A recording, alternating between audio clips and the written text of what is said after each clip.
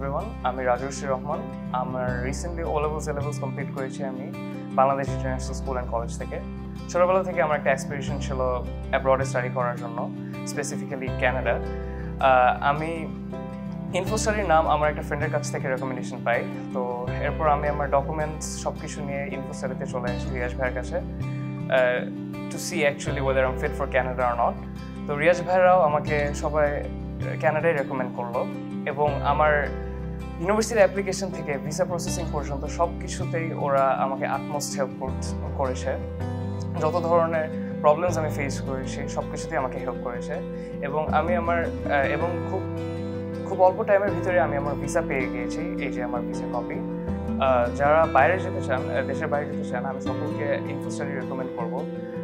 ক্যানাডার পাশাপাশি UK, USA এবং European বেশ কিছু কান্ট্রিতে হায়ার স্টাডিজের ক্ষেত্রে এনাদের কাছে আপনারা আসতে পারেন বাইরে যাওয়ার ইচ্ছা থাকলে।